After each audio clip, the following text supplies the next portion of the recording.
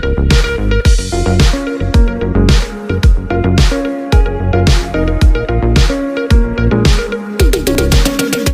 Nursing college વિરોધમાં સિહોરીના એક વિદ્યાર્થીએ ફી પરત ન મળતા પાટણ યુનિવર્સિટીમાં કરી અરજી।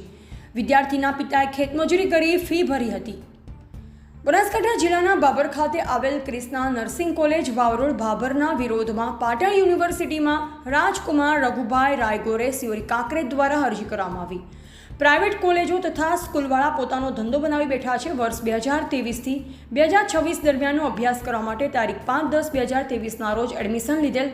જે તે સમયે અરજદાર 81,000 રોકડા ભરપાઈ કરેલ। ત્યારે અરજદાર રોકડાની પહોંચ માંગતા તે સમયે વિદ્યાર્થીને વિશ્વાસમાં લઈ કહેલ કે અભ્યાસ ચાલુ થશે તો તમને પાવતી મળી જશે। જ્યારે વિદ્યાર્થીએ પાવતી બાબતે અવારનવાર ઉઘરાણી કરતા તારીખ 27/11/2023 રોજ 18,000 તેમજ 12,000ની પહોંચ આપેલ અને તારીખ 4/12/2023 અભ્યાસ ચાલુ થયેલ।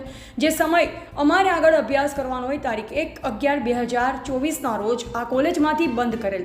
ત્યારબાદ અવારનવાર બાકીની ફી તેમજ ડોક્યુમેન્ટની માંગણી કરતા અમને આ કોલેજ દ્વારા અવારનવાર ધક્કા ખવડાવેલ અને કોલેજમાં વહીવટ કરતા ધાકધમકી પણ આપતા। વિદ્યાર્થીને બાકીની ફી 51,000 લેવાના હોય આ કોલેજ દ્વારા મારી ફી પરત ન આપતા અમે તેમના વિરોધ પાટણ યુનિવર્સિટીમાં અરજી દાખલ કરેલ છે। અહેવાલ જયંતિભાઈ ઠક્કર, સિહોરી કાંકરેજ। રાજકુમાર રઘુરામભાઈ છે। મેં Shri Krishna institute of nursing ભાભરમાં એડમિશન લીધું હતું। એટલે મારે ત્યાં કારણોસર ફાવતું નહોતું, એના માટે ફી પાછી આપતા નહોતા। એમાંથી 80,000 મેં ફી ભરી હતી।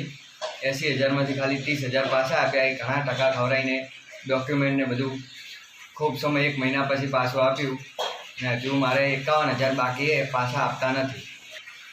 મેં આના વિરોધ મેં પાટણ યુનિવર્સિટીમાં અરજી કરી છે અને મેં આના ઓની કાયદેસર કાર્યવાહી થવી જોઈએ। રાયગોર રઘુભાઈ વિરજીભાઈ, ગામ સિહોરી, તાલુકો કાંકરેજ। મારે હું ગુજરાત ચલાવતો હતો ખેતી કરી, એટલે એમાં મારો પરિવારનો સભ્યો અને છોકરાને ભણવા મેચ્યો બાબર કોલેજમાં। 81,000 રૂપિયા અમે ભર્યા, પણ છોકરાને ફાયો ના ફાયો ને એણે 2 હપ્તા પૈસા બીજા માગ્યા। એ કારણે છોકરો પાસે આવ્યો રોકે મને 30,000 પાછા આલ્યા અને 51,000 મારા જમા છે।